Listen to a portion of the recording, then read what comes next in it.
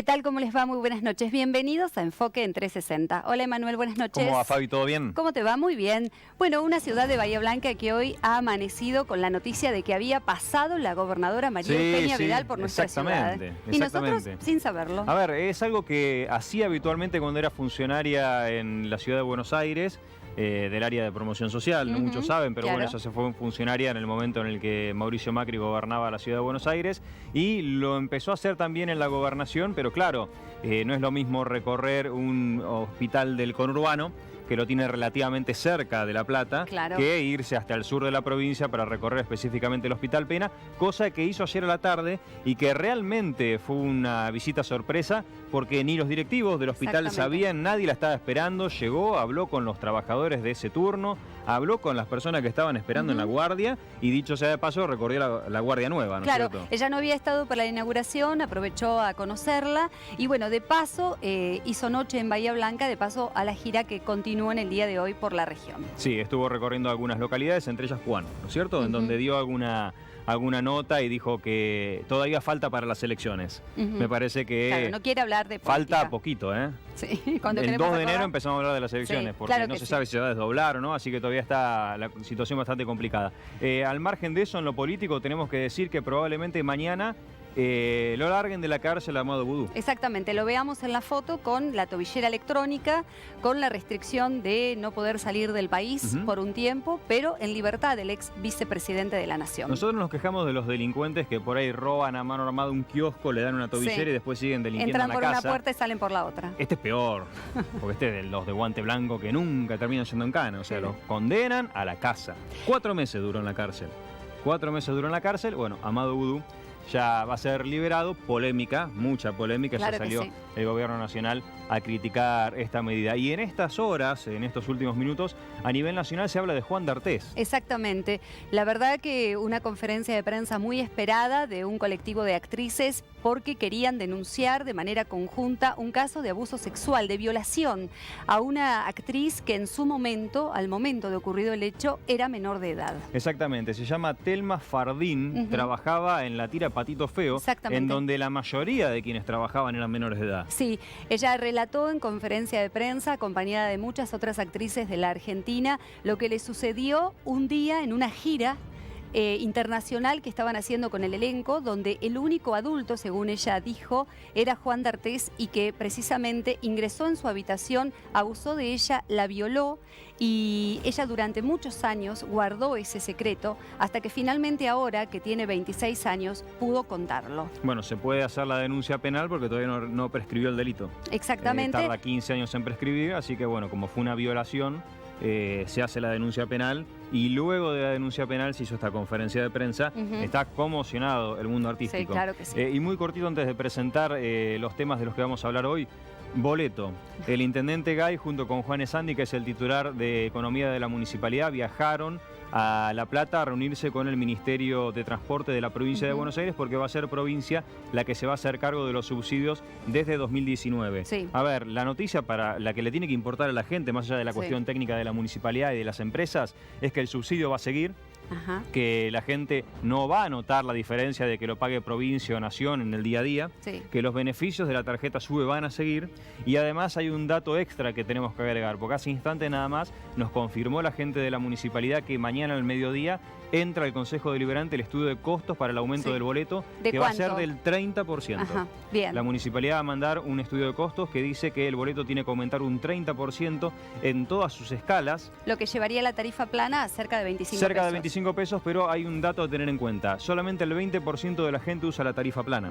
Así que va a ser poca la gente que termine pagando 25 pesos el boleto. Recordamos que también hay beneficios por usuario frecuente de distintas categorías y además, como decíamos, los beneficios de la SUBE para quienes tienen algún tipo de beneficio social. Bien, bueno, este tema seguramente nos dará mucho que hablar en la semana, pero en el programa de hoy nos vamos a ocupar de las novedades que hay en la Universidad Nacional del Sur después de la última asamblea en la que exactamente justamente, después de mucha polémica, fueron electos los nuevos rector y vicerrector de esa casa de estudios. Van a estar acá, los vamos a presentar y vamos a poder conversar con ellos. También vamos a hablar un poco de gobierno abierto y de cómo la municipalidad ha modificado un poco la cuestión tecnológica para hacerle más fácil al vecino ciertas cuestiones cotidianas. Yo creo que de a poco se va a no ir directamente a ningún lado, ¿no es cierto? A hacer todo por teléfono, por computadora. Bueno, es una cuestión que va de a poco en el gobierno porque se sabe que hay burocracia en el Estado, se intenta achicar esa burocracia y hacer un poco más simple ciertos trámites. Bueno, y también nos vamos a ocupar un poco nada más del presupuesto municipal 2019 que a partir de mañana va a empezar a tratarse en el Consejo Deliberante con la presencia de los sindicatos del Ejecutivo, los secretarios del Ejecutivo Municipal. Vamos a un corte y enseguida el primer bloque con la gente de la universidad.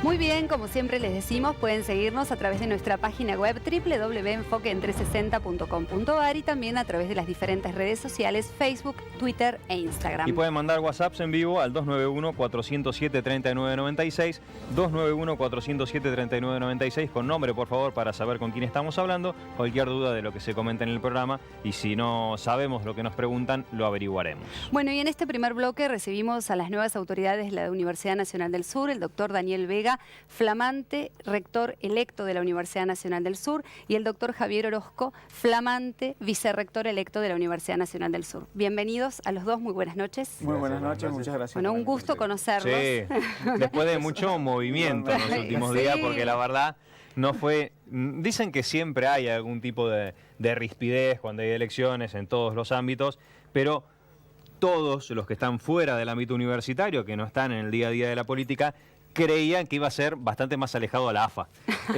Y fue bastante parecido en realidad, porque hubo primero un empate que no se tenía en los papeles y después hubo una denuncia de parte de quienes perdieron, que ahora son el oficialismo, de fraude, que creo que después se fue diluyendo y terminó en la nada, ¿no? Por lo menos pareciera que terminó en la nada, que se van a poder asumir con tranquilidad. Sí, sí, estamos esperando una transición ordenada. Yo creo que eso tuvo que ver con el calor del momento, pero que, bueno, yo ya tuve una reunión con el doctor Sabatini, con el actual rector, y seguramente sí, vamos a tener una transición como es debido. ¿Lo felicitó Sabatini? Sí, ¿Se le pasó el enojo por haber perdido? Se le pasó el enojo, no creo que haya estado enojado, ¿no? Por ahí un poquito de tristeza después de tantos años en la gestión, pero es una excelente persona, quien todos apreciamos mucho, así que no hay duda de que la transición va a ser ordenada por el bien de la institución. Doctor Orozco, la línea que usted representa siempre había apoyado al oficialismo en las últimas elecciones. No, no en este caso. Es al revés, justamente. Muy bien, la suya es la que salía segunda. Nosotros salíamos segundos. Nosotros salíamos segundos y también siempre hemos intentado construir una mayoría. La gente tiene que saber que la elección en la universidad es una elección indirecta. Claro. Que en una primera etapa la comunidad universitaria elige asambleístas y esos asambleístas luego construyen sus alianzas dentro del ambiente de la asamblea para elegir un rector. Si no, es prácticamente imposible que una sola lista tenga la posibilidad, es imposible, que tenga la posibilidad de tener la mitad más uno de los asambleístas, con lo cual es parte del ejercicio de este método de elección, ¿no? Claro, ahora sí, la línea que usted representa es la que habitualmente, y es más, conformaba parte del gobierno de Sabatini en las últimas gestiones, y finalmente termina haciendo una alianza con Línea FI. ¿Cómo se explica eso? ¿Cómo se explica? Bueno, la lista universidad acompañó durante los últimos 12 años a la lista blanca, que es la lista oficialista, y lo que fuimos notando con el tiempo, como cualquier partido político suele suceder a distintos partidos políticos eso, el socio minoritario empieza a perder identidad. Y eso es lo que nos estaba pasando. Nosotros estamos perdiendo mucho caudal de adherentes en los últimos años, con lo cual, previo a la elección donde se eligieron los asambleístas, nosotros ya habíamos ido con la decisión de no acompañar más a la lista blanca. Sí, eso fue previo a la elección. Independientemente de cómo resultara, nosotros creíamos que teníamos que romper lazos porque no podíamos llevar adelante nuestro modelo de universidad, que sí empezó a tener ciertas divergencias con el esquema de la lista oficialista. Y eso en parte tuvo que ver también con que la lista universidad se renovó, se incorporó mucha gente joven, nueva, y eso sí le cambió la impronta tradicional a la lista. La pregunta para Orozco es, ¿qué cambió, digamos, o sea, qué los impulsó a dejar el rectorado? Porque, digamos, ustedes hacen una jugada que el que la ve de afuera dice, bueno, dejan el rectorado en manos de quien sale tercero para poder generar una alianza, para poder llegar a gobernar en la universidad. Es una jugada importante, digamos. Sí, claro. En realidad, el análisis de esta situación, discúlpenme, estoy así desde el miércoles. Sí, me imagino, habrán gritado, no sé si será porque es de River o porque ganó. Yo sí. De todos modos, está muy bien el análisis. Es necesario, como decía, construir una nueva mayoría en el ámbito de la Asamblea. Y la construcción de mayorías y de alianzas requiere que para que luego de 24 años de una gestión uno pueda ofrecer cosas nuevas, hacer grandes movimientos, grandes gestos y grandes decisiones. Con lo cual, creo que lejos de hablar de desprendimientos o relegar, fue un marco que se generó y que creímos necesario este gesto por diferentes razones, hay razones, y creo que fue muy productivo, porque de hecho llevó a los resultados que pretendíamos después de muchos años. Ahora estamos trabajando en un nuevo espacio, esta mayoría tiene hasta su propio nombre, es Acción Universitaria, en la cual hemos decidido trabajar casi como si estuviéramos en la misma lista. Ya no hay prácticamente diferencias, porque tenemos un programa común, porque tenemos una responsabilidad común, porque tenemos objetivos comunes que los hemos escrito, los hemos hecho públicos. Es decir, es cierto que si tenemos que ponerle alguna calificación a esto, es inesperada, pero no es rara. Pero no es raro. Ahora, no es lo mismo juntarse para ganar una elección que después gobernar en coalición.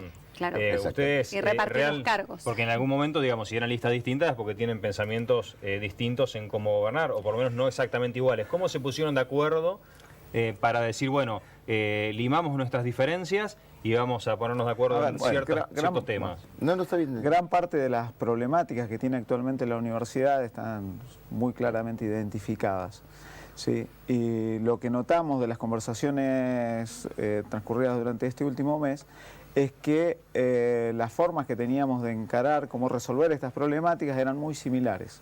Entonces, en lo que nos focalizamos es básicamente en los consensos, más allá de ver dónde estaban las diferencias entre las dos listas, hacer un acuerdo programático en base a consenso, que es algo que creo que la sociedad le está demandando a toda la clase política en su conjunto, tratar de trabajar sobre ejes programáticos que nos permitan establecer políticas en el largo plazo. Y bueno, y nos focalizamos en esa dirección. ¿Cuáles son esas problemáticas que tiene la universidad en las que ustedes tienen que atender ni bien asuman? Bueno, son variadas y diversas, amplias, sí. Y muy amplias. Uno de los problemas grandes que tenemos, que no es sencillo, es el tema de la duración de las carreras, que excede largamente lo preestablecido en los programas. O sea, la terminalidad de los alumnos. Sí, exactamente, exactamente. Otro tema de seguridad, higiene y de infraestructura en general. Tenemos que atacar ese problema de manera urgente, ¿sí? Hasta ahora afortunadamente nunca pasó nada, pero tenemos que estar preparados. Porque como dice, ¿no?, habitualmente la gente que trabaja en seguridad, higiene, los accidentes ocurren. No, seguro. Y hay edificios que tienen ya sus años. Tienen muchos años y están pensados para otra época. ¿Sí? Claro. Tenemos edificios viejos, con muchos problemas de accesibilidad, para gente con problemas de motricidad, por ejemplo. Entonces tenemos que trabajar en esos ejes. Y por otro lado también, no sé si quieres comentarle, Javier. Sí, hay ejes en docencia, en lo que es la academia. Tenemos no solamente el problema de la duración de las carreras, sino tenemos los problemas de deserción, desgranamiento, que son hoy problemas graves en la universidad.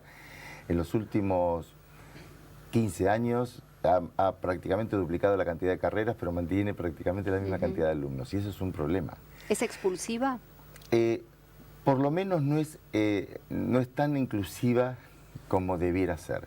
Creemos que la universidad ha perdido uno de sus roles fundamentales. La universidad pública, libre y gratuita, ha perdido uno de sus roles, que es ser promotor social. Tenemos que trabajar mucho sobre el ingreso, no en el momento que el estudiante llega a la universidad, sino que antes, para que sea una opción de vida a la universidad. Para ¿Se puede analizar, sacar los exámenes de ingresos? ¿Está en el análisis de ustedes? Es que no tenemos un examen de ingreso, lo que tenemos es un sistema de acceso, que es diferente. Nosotros lo que le hacemos es brindarle una oportunidad al estudiante que quizá, por la razón que quieras mencionar, tuvo alguna dificultad en adquirir algunos conocimientos en su etapa formativa previa, para que cuando ingresa efectivamente a las asignaturas, ya es alumno de la universidad, pero accede a las asignaturas del plan, no tenga las dificultades y que no termine teniendo un problema de erosión de su vocación. Sí, pero entonces, digamos que los resultados de los exámenes no siempre le permiten llegar a esa nivelación que ustedes hacen. No, pero después hay un conjunto de cursos remediales que permiten, aun cuando en esos exámenes hubiera fracasado, intentar recuperarlos antes de cursar las materias que seguramente fracasaría si no tuviera el apoyo necesario. Es decir, no es un sistema de ingreso restricto el de la universidad, eso tiene que quedar claro. La universidad está ofreciendo un mecanismo reparador de alguna, por eso los cursos se llaman remediales, porque estamos tratando de remediar alguna de las falencias que pudieran tener en su formación. De todos modos, se sigue trabajando sobre eso, hay experiencias de adelantar todo ese proceso, estamos llegando a las escuelas, vamos a hacerlo con mayor intensidad y con unos mejores diagnósticos. Creo que una de las cuestiones que tiene que hacer esta nueva gestión es tener diagnósticos claros sobre los problemas para atacarlo. Hay muchos de estos problemas que se resuelven por intuición, y la intuición no siempre es buena consejera. Seguramente. A ver, en lo que sí es muy pública la universidad es en que toda la sociedad aporta dinero, el que trabaja en blanco, el que trabaja en negro, el pobre, el rico, para que la gente pueda estudiar en la universidad. Totalmente. Hay, de los alumnos de la universidad, creo que la mayoría, no sé, ustedes no sé si tendrán algún porcentaje, 70, 80% debe ser clase media, media alta. Sí. Los pobres no llegan a la universidad, por distintas razones. Algunos no creen que van a llegar, ni se les cruza por la cabeza, y hay muchos que tienen que trabajar y estudiar, y siempre se dijo, más allá que por ahí la Universidad Tecnológica tiene otros horarios, que la Universidad del Sur no es para la gente que trabaja. No se puede trabajar y estudiar en la Universidad del Sur. Yo creo que vuelvo sobre el punto, tenemos que estudiar el problema y hacer diagnósticos correctos, porque podemos sacar conclusiones equivocadas.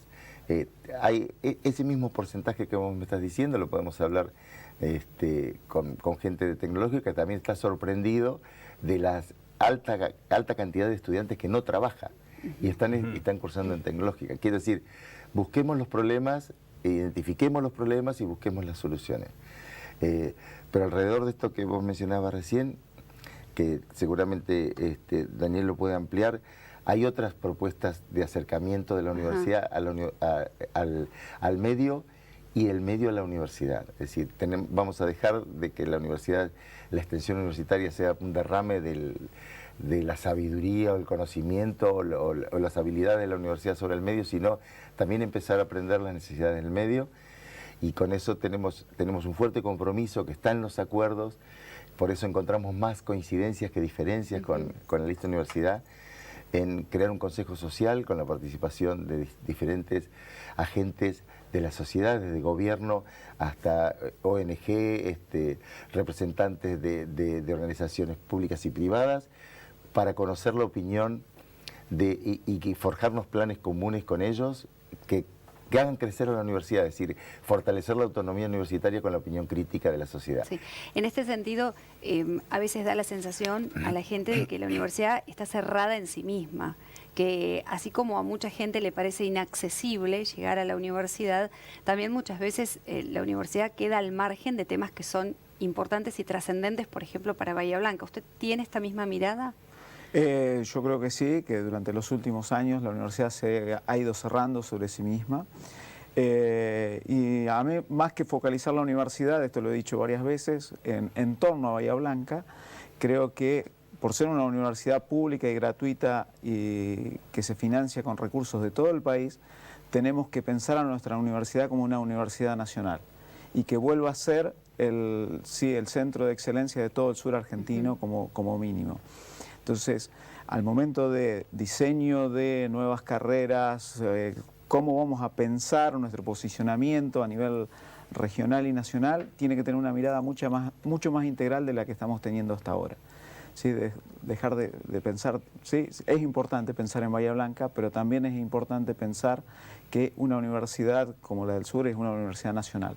Entonces necesitamos la mirada más amplia y, como decía Javier, una mirada desde la afuera, donde sí se nos cuestione, se nos analice y eso nos ayude a identificar las problemáticas que tenemos. Y con el tema del financiamiento, hace un tiempo charlaba fuera de micrófono con un político muy importante de acá de Bahía Blanca que decía, yo quisiera pagarle parte, aunque sea de la universidad a mi hijo, aportar algo, pero no puedo porque el sistema no me deja, porque la universidad tiene que ser pública y gratuita para todos.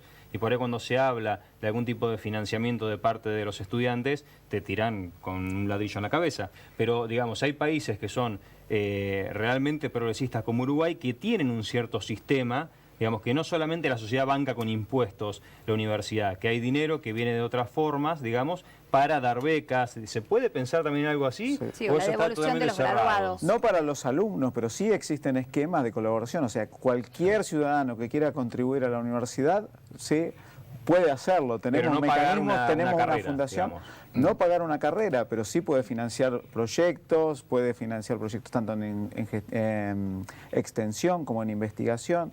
Tenemos mecanismos para hacerlo. Pero el problema que tenemos es que quizás no es visible, esos esquemas que tenemos nosotros no son visibles para la sociedad. Entonces, una de las propuestas que tenemos es tratar de abrirnos a la comunidad para justamente empezar a tirar mayor número de lazos con los distintos actores de la sociedad, ¿sí? Y enriquecer a la universidad. Además, en pos de una verdadera autonomía, algo que marcaba Javier, ¿sí? Es necesario empezar a generar recursos, no solo los estatales, sino tratar de sumar a otros actores para enriquecer a la universidad y de esa manera uno poder diseñar políticas de manera más autónoma, ¿no? Claro. Doctor, ¿cuál va a ser la postura de la universidad en el CIN? Teniendo en cuenta que ahí se discuten presupuestos, es la posición política que toma la universidad en relación a las políticas públicas que establece el gobierno de turno. ¿Cómo imagina la postura de la Universidad del Sur bajo su rectorado? Históricamente la Universidad Nacional del Sur ha apoyado lo que se conoce como bloque reformista dentro del CIN. Y esta política se ha mantenido en los últimos años. Yo creo que no veo que vayamos a tener grandes cambios en esa dirección, si a eso te referís, a estos bloques, a cuál, sí, o en cuál creemos que nos sentiríamos más cómodos. Respecto de cómo nos vamos a manejar dentro del CIN, creo que trataremos de promover fuertemente, sí, los ejes que tengan que ver con la inclusión, a los que hacían referencia ustedes, sí, cómo hacemos para que aquellos alumnos que quieren acceder a la universidad puedan hacerlo a través de becas y residencias, distintos tipos de apoyo, y además tratar de propiciar políticas que promuevan a la excelencia y a la internacionalización. Yo creo que La universidad necesita internacionalizarse más, vivimos en un mundo global donde las problemáticas ya dejaron de ser locales, hay muchas problemáticas como cambio climático, por ejemplo, que es fundamental atacarlo desde múltiples disciplinas. Y bueno, en ese sentido me parece que la internacionalización es importante, no solo para que nuestros estudiantes tengan la posibilidad de cotitular con universidades prestigiosas del mundo, sino que además abre puertas a fuentes de financiación que en este momento no estamos explorando. Bueno, les agradecemos por haber venido y les deseamos éxito en la gestión, y seguramente vamos a molestarlos en otro momento, ya el año que viene, cuando vaya corriendo un poco su gobernación en la universidad, para ver si se pueden hacer ciertos cambios y si se puede continuar con lo que está bien, porque eso también es muy importante. Es muy importante, porque son muchas las cosas que se han hecho bien y sobre las cuales vamos a continuar trabajando. Un gran presupuesto tienen para manejar también. En eso creo. Bueno, sí, en realidad el presupuesto, digamos, yendo a números gruesos, es el 90% prácticamente está en salarios. Nos queda, hay un 10% que todavía parte de ese presupuesto es para cubrir con los servicios, o sea que la cantidad de presupuesto que permite la universidad generar sus propias políticas es poco. Cuando vos decías por qué vamos a ir también por eso, vamos a ir a discutir por aumentar esa brecha, porque es la que nos permite generar políticas propias de ciencia, de tecnología, de educación. Tienen mucho personal ustedes, eso también. Pero es un mal, si se quiere, esa corta brecha de todas las universidades. De todas maneras, debo reconocer, porque estamos para el público, que nuestros docentes, nuestros investigadores buscan en diferentes ventanillas públicas y privadas fondos que también coadyuvan a la misión de la universidad. Con lo cual, digo, esto claramente es un presupuesto alto, pero mucho está en salarios. Gracias, Muchas gracias por venir. Muchísimas gracias. Para cuando quieran.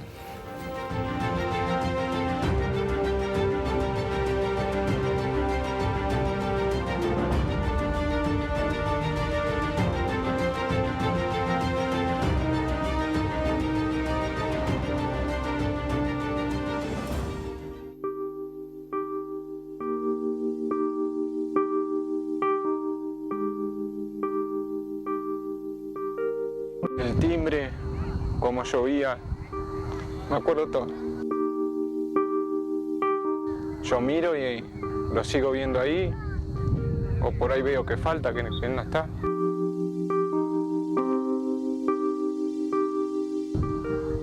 Es irreparable esto, así que no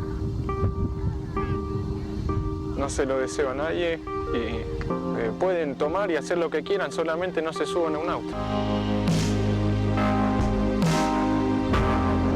En un segundo podés arruinar muchísimas vidas, incluida la tuya también.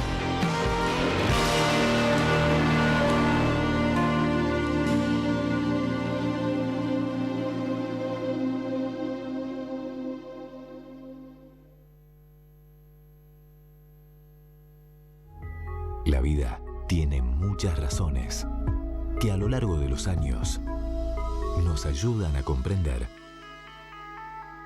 que nuestros afectos merecen lo mejor.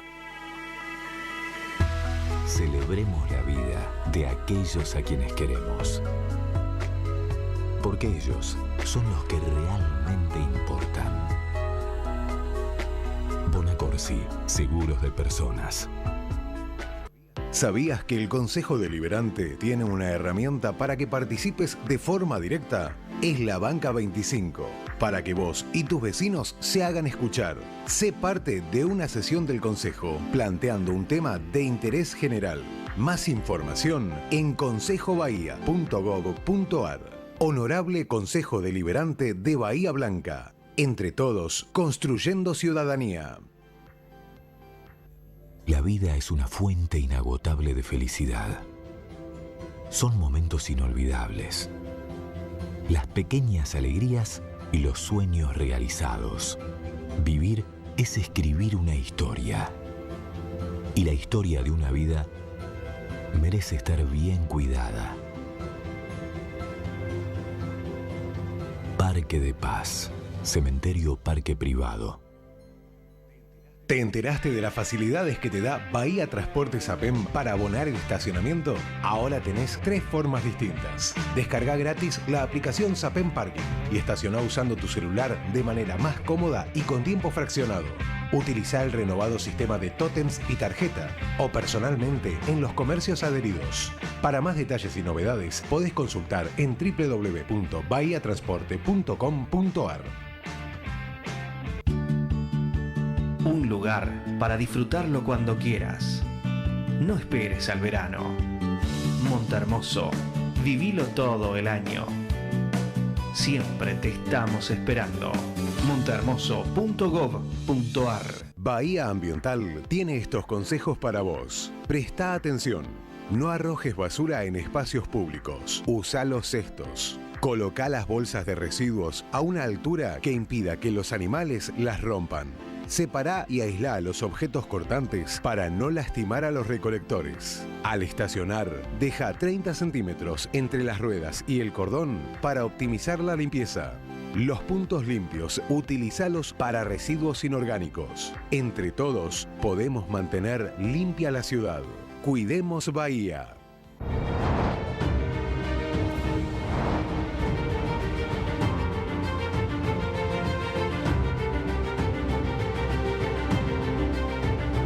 Muy bien, y en este segundo bloque vamos a conversar con la secretaria de Modernización y Calidad de Gestión de la Municipalidad, Elisa Quartucci, y con la abogada Sabina Wirsky, que es la directora de Modernización de la Municipalidad también. ¿Qué tal, chicas? Gracias por venir. No, gracias. Muchas gracias por invitarme. Elisa, cuando charlamos de modernización y gobierno abierto, estamos hablando de un área que quizás hace 10, 15 años ni se pensaba.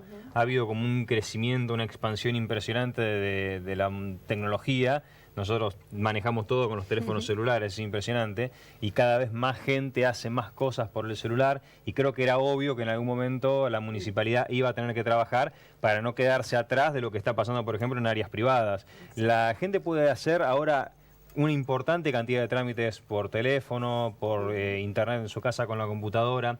Y lo interesante es que ustedes trabajan con un equipo que es municipal. La mayoría de las áreas y de los trabajos que hicieron, lo hicieron con gente de Bahía y de la municipalidad, no con empresas contratadas. Sí, Bahía lo importante que tiene como municipio, ¿no es cierto?, es que tiene una larga trayectoria ya en la incorporación de tecnología, y que esté la universidad en Bahía Blanca también permite y potencia, digamos, la presencia de desarrolladores o programadores, que muchos de los egresados en los años 80 fueron incorporados precisamente a la planta municipal.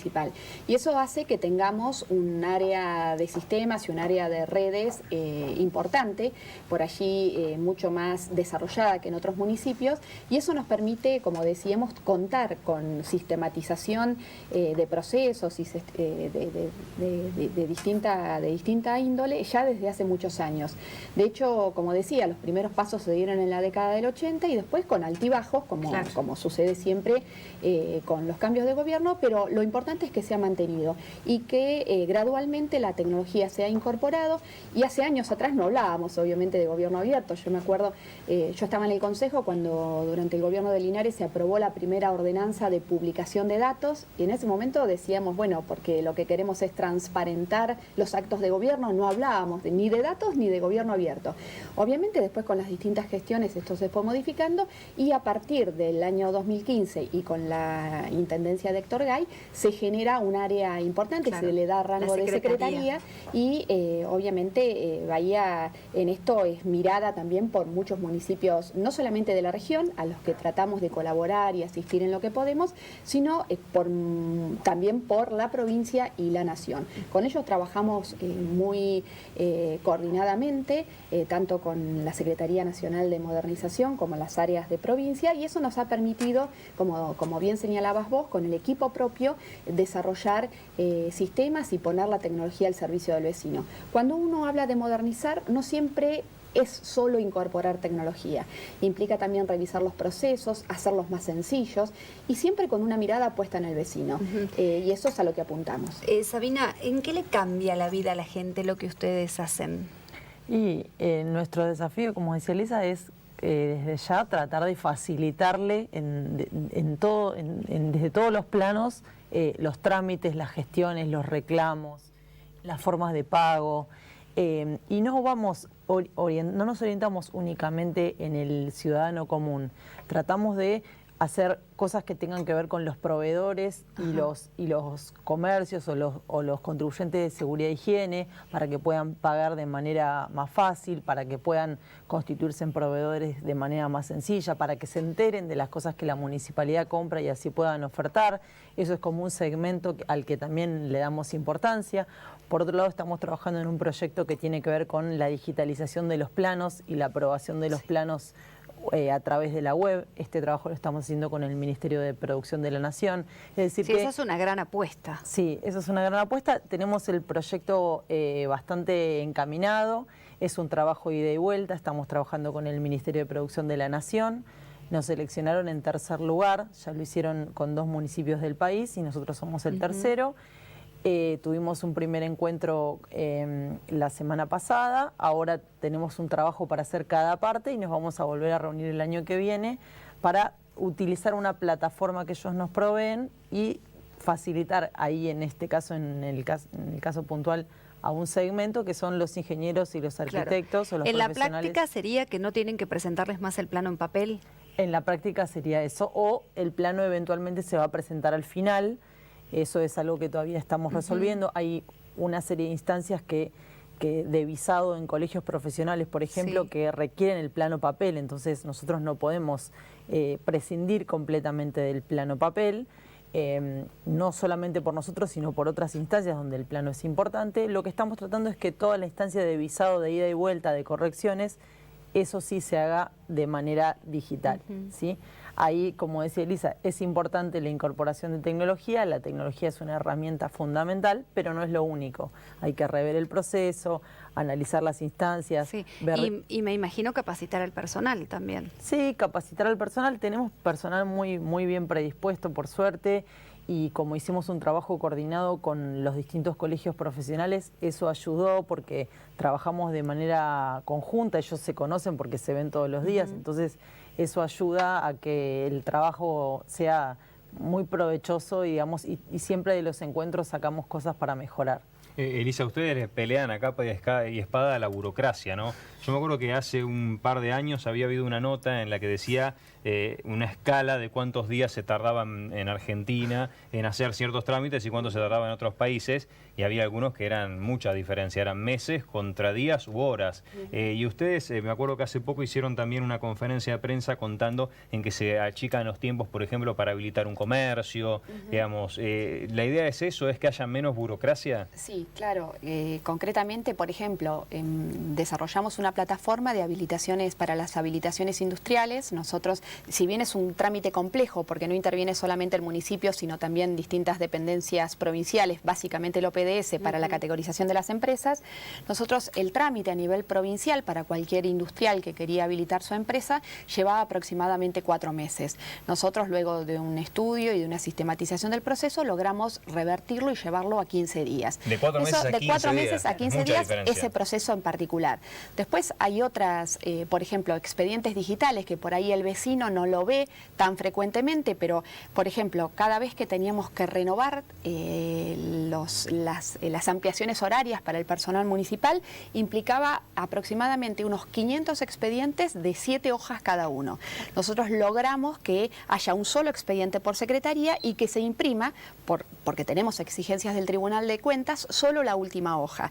Es decir, las distintas intervenciones por parte de las distintas áreas o secretarías se van haciendo en forma digital. Y eso obviamente implica abaratar costos, porque se reduce notablemente la utilización de papel. El cuidado del medio ambiente. El cuidado del medio ambiente, hacer mucho más eficiente la gestión, porque el hecho de que un expediente de esos quedara traspapelado implicaba que una persona por allí a fin de mes no cobrara. Y después, bueno, la tecnología, como señalaba Sabina, es importante. Por ejemplo, un detalle que me gusta mencionar, el campus virtual. Nosotros implementamos a los poquitos meses de haber, copiándonos de una idea que ya tenía el Hospital Municipal, implementamos el campus virtual. Ustedes saben que toda persona que trabaja con alimentos tiene la obligación de hacer el curso de manipulación de alimentos. Nosotros, bueno, lo instrumentamos de forma virtual y el vecino ya no tiene que ir al municipio, no tiene que buscar estacionamiento, con lo difícil que se hace muchas veces, no tiene que dejar de trabajar para hacer este curso de manipulación de alimentos, todo lo puede hacer desde su casa, solo debe contar con internet y en caso de que no tenga acceso a la tecnología o a internet, también le ponemos a disposición los puntos digitales. Hay dos ubicados en la ciudad, uno en Villa Mitre y otro en Cerri, donde tenemos internet libre y gratuito para que los vecinos también puedan hacer los trámites que requieran. Eso es muy interesante porque muchísima gente, yo me acuerdo cuando los centros de formación profesional abrían las inscripciones para los cursos de manipulación de alimentos, enseguida, claro, se agotaban porque hay mucha gente que tiene el requerimiento para tener que hacerlo. O sea que ahora ingresa ¿a dónde? A la página web del municipio. Ahí en donde están los servicios, que se ofrecen los servicios, está el campus virtual. Y allí hay distintos cursos. Por lo general, todos los meses se abre el curso de manipulación de alimentos. Solo por una cuestión de exigencia provincial, el examen es presencial, pero de 5 veces que el vecino debía ir al municipio, solo va una vez a rendir el examen. De hecho, puede pagar también en forma electrónica, digamos, el derecho, una tasa que es provincial y lo adjunta y ya nosotros con eso damos como válido en la inscripción. Lo mismo sucede, por ejemplo, con los módulos que se exigen a la persona que saca por primera vez la licencia de conducir o distintos cursos que muchas veces el vecino no los ve, pero que están orientados a la capacitación del empleado municipal. Las capacitaciones, el área de personal, de recursos humanos y de capital humano también está bajo la órbita de la Secretaría de Modernización y utilizamos además esta plataforma virtual para capacitar a los empleados, porque entendemos que una forma de mejorar y de modernizar el Estado es a través de la jerarquización del empleado municipal. Sí, cambiar un poco, revertir un poco la fama que tiene el empleado público, ¿no? El empleado municipal. Me imagino que eso tiene también un costo extra. Sí, lo importante es que el empleado se sienta parte, que el empleado, así como los vecinos muchas veces cuando son invitados a, como decimos ahora, cogestionar o co-crear políticas públicas, el empleado municipal también está ávido de que se lo convoque, de escuchar, de escuchar sus ideas. Y hay, por ejemplo, nosotros todos estos proyectos los trabajamos por lo general en ámbitos de participativos, donde hay referentes de las distintas áreas. Por allí, la resistencia y la resistencia al cambio sabemos que existe, siempre existió y hay muchísima bibliografía que trabaja ese tema. Nosotros, la verdad, entendemos que es así, muchas veces estos cambios implican o generan una resistencia, pero entendemos que explicando el por qué, hacia dónde vamos y sobre todo focalizando en que lo que uno intenta y la gestión pública, digamos, estamos al servicio del vecino, logramos también el acompañamiento del empleado municipal. Estamos en una sociedad de datos, ¿no es cierto? Ahora se puede obtener mucha más información que hace 10 años, que hace 20, que hace 30, y cuando con el gobierno anterior se hablaba de gobierno abierto, muchos discutían fuera del micrófono y decían, pero publicás un montón de cosas que nadie nunca va a ingresar a ver. Y ellos que nos decían, y también con vos, Elisa, lo charlábamos en un momento, es que también hay que explicarle a la gente que es su derecho y su deber, ¿no es cierto? Entrar, revisar, averiguar, ver cómo se trabaja en la municipalidad, porque de hecho gestionan lo público. Sí, nosotros somos un municipio muy conocido por la apertura de datos, tenemos una apertura muy amplia. Muchas veces nos pasa en encuentros con otros municipios que nos preguntan qué tenemos abierto y cuando le empezamos a decir, dicen eso también, porque les llama la atención que la realidad es que todo esté abierto. Lo que nosotros buscamos, profundizamos en esta gestión fue mejorar las visualizaciones, porque esto que vos decís que es difícil que el vecino común vaya y se baje una tabla para analizar datos crudos, aunque eso es algo que con el tiempo cada vez va a pasar más. Lo que tratamos de hacer es visualizaciones de elementos o datos o información que nos parece relevante informar, sin perjuicio de que los demás datos están. Buscamos, también disponibles en la página de la municipalidad, buscamos visualizar determinadas cosas que, tomando esos datos, permiten sí sacar conclusiones que son más comprensibles para el público. Con gráficos, etcétera, con gráficos, de formas más, a dónde se destinan fáciles, los digamos. recursos. ¿Qué es lo que más visita la gente? ¿Eso lo tienen medido? Sí. Por ejemplo, la parte de sueldos o no. Sí, de la web ¿Despierta curiosidad? se utiliza muchísimo todo lo que tiene que ver con el centro de atención al vecino. todo lo que es turnos online y todo lo que es la parte de reclamos. Esa es uno de los sectores más utilizados de la web. Después hay datos, pero hay segmentos también. Por ejemplo, nosotros somos conscientes de que no toda la población utiliza, pero hay sectores, por ejemplo, de investigación o de los centros académicos que buscan determinada información, pero no lo hacen quizá a través de la página de datos abiertos, sino lo hacen a través de lo que se llama transparencia pasiva, que es cuando el ciudadano solicita la información. Claro. Nosotros hemos hecho hincapié no solamente en mostrar datos, en lo que se conoce como transparencia activa, sino también en profundizar lo que es transparencia pasiva.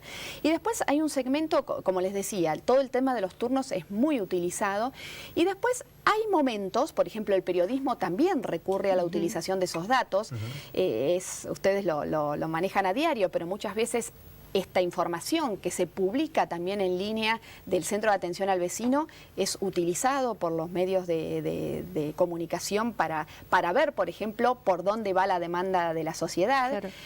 Hay segmentos, bueno, como les decía, lo de los trámites, lo de las licencias está muy utilizada, y después servicios especiales. Más allá, ¿no es cierto?, como decíamos, de los segmentos específicos que requieren información. Y que además nosotros cuando decíamos de la apertura de datos, muchas veces, y algo que me marcó fue, mostramos, de hecho hemos llegado casi al 100% de lo que, ¿no es cierto?, la ordenanza estipula que hay que mostrar, pero la gente por allí, el vecino común necesita datos muy concretos. Me acuerdo que una de las solicitudes fue ¿dónde están los puntos limpios? Y no los teníamos publicados. Claro, que parece algo muy simple de mostrar. Que parece algo muy sencillo, pero no estaba. Claro. Entonces, apuntamos también a georreferenciar información, a que esa información que el vecino solicitaba a través de la plataforma de acceso a la información pública también esté disponible para todos. Porque si hay un vecino que le interesa, es probable que haya muchos más que también reclamen esa información. Sí, te va marcando la agenda, ¿no? La gente te marca la agenda. Sí. Y el tema del morbo de las declaraciones juradas, como decía Fabiola, los sueldos. Entra la gente a ver cuánto gana el intendente o qué propiedades tiene. Llega un punto que esa información es habitual. O sea, Bahía Blanca tiene muchos años. En el año 90, hace mucho que está en los primeros años de la década del 90, ya los funcionarios teníamos la obligación de presentar declaraciones juradas, cuando no pasaba en otros municipios. En ese momento, obviamente, no se publicaban en la web, pero estaban disponibles. Entonces, por ahí hay situaciones o momentos donde se instala un determinado tema. Cuando hay aumentos. Pero es habitual. Sí, cuando hay aumentos o cuando hay recambios por ahí en el Consejo Deliberante. Pero es habitual que el vecino, hay vecinos que se interesan en esos temas, y hay vecinos que se interesan en temas de la diaria, de lo cotidiano, ¿no? Como decía, por ejemplo, ¿dónde están los puntos limpios? Claro, sí, que es algo muy... ¿Y es un desafío tecnológico? Ya casi estamos con el final del bloque, pero ¿es un desafío tecnológico armar todo esto para que la gente lo mire por teléfono? Porque ahora la mayoría de la gente entra a la página de todo por el celular, o yo por lo menos la computadora la abro solo para escribir. Nosotros rediseñamos la página web y la hicimos, se llama Responsive, que se puede acceder desde un teléfono, porque la realidad es que tenemos que pensar más en el usuario del teléfono que en el usuario de la computadora. Claro. Lo que te pasa a vos le pasa a mucha gente, pero yo... agregando lo que decía Elisa, quería decir que la cuestión de la modernización tiene un impacto mucho más allá del eslogan, digamos. Uno tiene que tratar de ver más allá, porque hay mucho que se puede hacer con esos datos. Y se me ocurría un ejemplo que es, nosotros el examen de conducir, ahora a partir de hace cierto tiempo lo hacemos a través de una tablet, ¿sí? El usuario va, contesta las preguntas, el teórico, a través de una tablet. Eso hace que toda esa información se vuelca en una plataforma, y a nosotros nos permite saber cuántos aprobaron, cuántos desaprobaron, cuáles son las respuestas que más cuestan. Claro. Y eso te permite, por ejemplo, tomar decisiones que tienen que ver con la política de tránsito o con difusión de información, porque uno ya cuenta con ese dato que de otra manera iba a quedar guardado en una planilla donde una persona tuvo un error y se lo marcaron. Pero toda esa información que se vuelca a través de lo digital tiene un aprovechamiento que es infinito, y eso es a lo que tenemos que apuntar. O sea, a enriquecer las gestiones con toda la información con la que contamos, que está disponible y que la tenemos gracias a lo digital. ¿Sí? Les agradecemos por haber venido, y la verdad que es muy interesante. Gracias, chicas. Y es un desafío permanente. Lo de ustedes no termina nunca, porque el avance de la tecnología, claro, es permanente. Vamos a una tanda ya volvemos.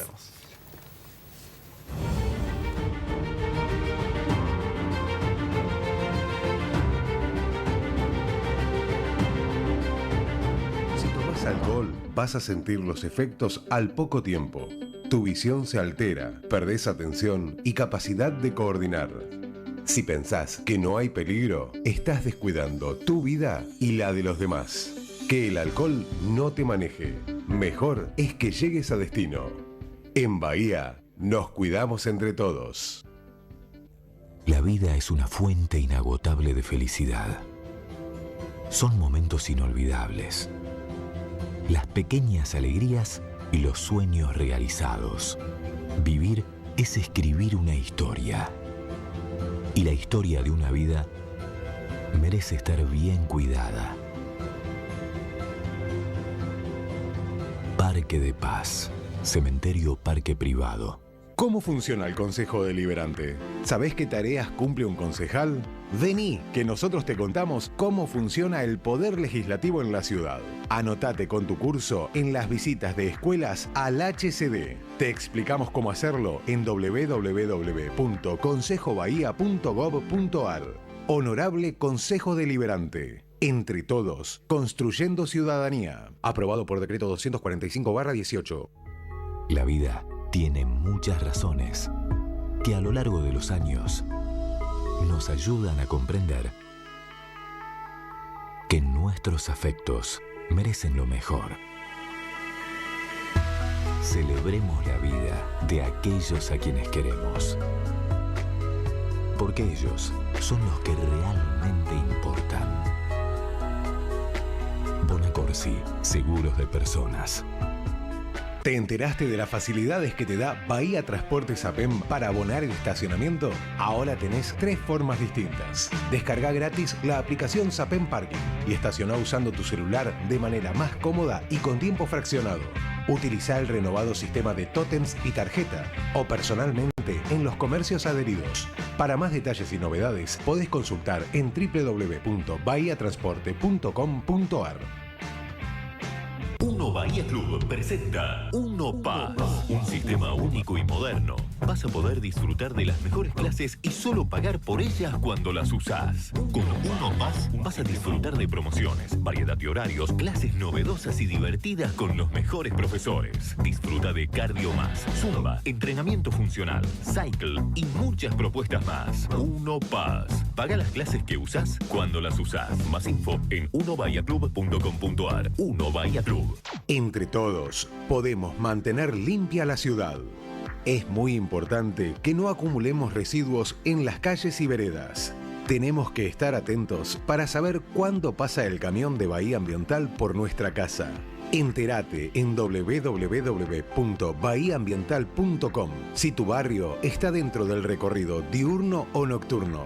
Entre todos, cuidemos Bahía.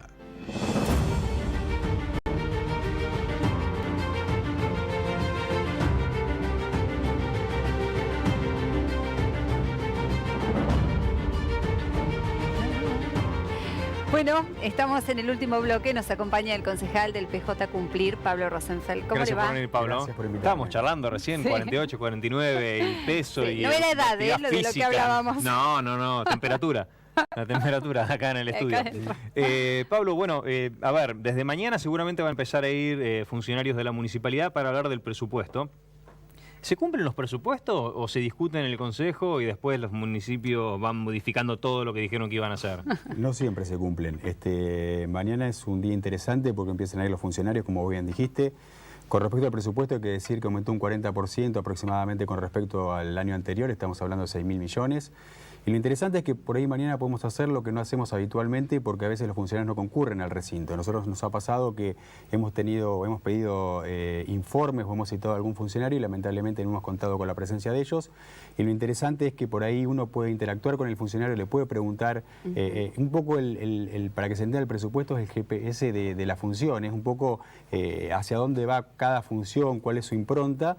Y el hecho de que vayan funcionarios nos permite a nosotros, más allá de estudiarlo profundamente, de leerlo, de ver los porcentajes, los totales que se van a destinar para cada una de las secretarías, es también intercambiar y preguntarle al funcionario y que se explaye aún más cuál es el objetivo que tiene, ¿no? Sí, mañana lo van a tener a Sandy, que es el secretario de Economía, habla, así que no te que preocupes. es de perfil bajísimo, pero que es la cabeza del presupuesto en sí. Así que me imagino que tendrán de todo para preguntar. Sí, la verdad que sí, y un poco lo que se tiene que entender es que el funcionario tiene obligaciones, y en definitiva, cuando uno administra cualquier municipio, o la provincia, o la nación, me parece que tiene una obligación con la sociedad. La prensa también es un mecanismo que uno utiliza para que la gente se entere de lo que se trata. Y a nosotros nos ha pasado, reitero esto, que lamentablemente, y hay que resaltarlo, que por ahí hemos tenido dudas o hemos querido que concurran algún funcionario del recinto y sin embargo no han ido. Y muchas de las preguntas que inclusive tienen los vecinos, porque uno hace los pedidos de informe en función de muchas cuestiones que suceden en la ciudad, de problemas que suceden en la ciudad, y a veces no consigue la respuesta porque cuando se lo hace por escrito no viene la contestación del municipio, o cuando se lo cita el funcionario no concurre. Por eso digo que mañana va a ser un día interesante donde seguramente le vamos a hacer un montón de preguntas a Sandy, de un montón de dudas que se suscitan a raíz de lo que uno ha leído. Y después de Sandy va a concurrir también una secretaría que me parece importante, que es la seguridad, que también ahí vamos a hacer preguntas. ¿Cuándo se trata, digamos, que tienen que ir todos los funcionarios, todos los secretarios, directores? Van todas las secretarías, se hacen al recinto donde los concejales pueden preguntar, no necesariamente tienen que pertenecer a la comisión de donde va el funcionario. Y una vez que se terminan con las preguntas, se trata el presupuesto. Todavía no hay una fecha estimativa porque recién estamos empezando, es la antesala. O sea, tiene que ser antes de 2019.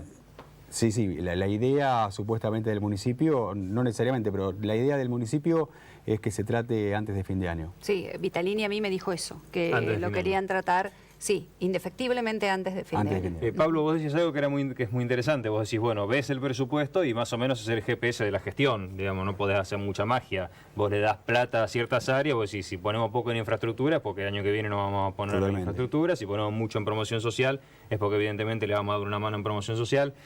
¿Cómo ves la gestión de estos 3 años de GAI, hablando justamente en cómo se utilizó el presupuesto de la municipalidad? Más de lo que pienso yo, sería interesante, y lo hacemos cotidianamente, escuchar lo que piensan los vecinos. Y uno cuando escucha a los vecinos, realmente hay muchas quejas, no está conforme para nada con esta gestión. Hubo problemas de entrada, recordemos famosos baches que se trataron en su momento de solucionar y sin embargo al poco tiempo de haber contratado 4 empresas hubo problemas y volvieron a aparecer.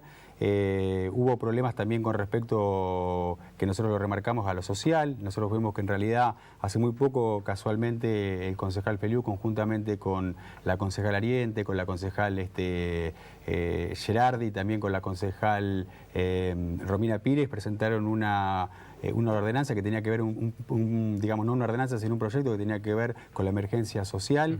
Y nosotros lo que vemos que en cada una de las áreas hubo deficiencias reales. Yo estoy en el tema transporte y vemos que cotidianamente faltan inspectores, que se incrementaron los accidentes de tránsito.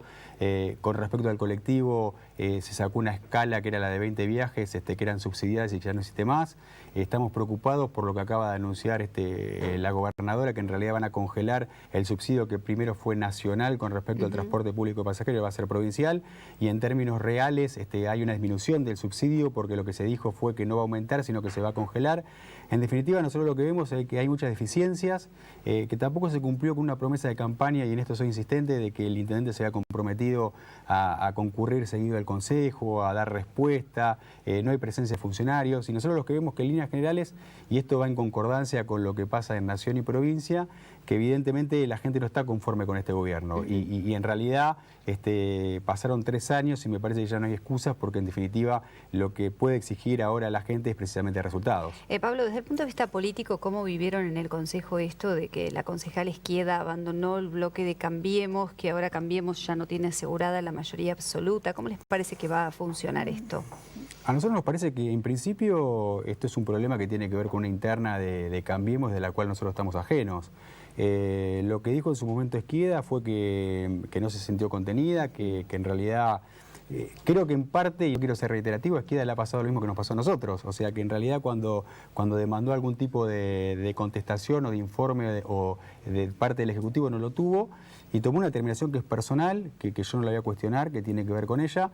pero que en definitiva es cierto que cambia la conformación del Consejo Deliberante, porque ahora se terminaron las mayorías y cada una de las votaciones que va a haber, si bien Esqueda ha dicho que forma parte de Cambiemos, que sigue estando dentro del espacio, pero que va a votar lo que esté bien y se va a oponer a lo que ella considera que esté mal, va a ser mucho más discutido y va a haber mucho más debate. Sí, y el papel de Ercoli también, junto con el de Esqueda, empiezan a tener... Va a ser determinante porque en definitiva es lo que va a definir el voto en cada una de las votaciones. Pablo, nos queda 30 segundos, un minuto. ¿Ya se están preparando para las elecciones o me vas a decir que todavía falta mucho?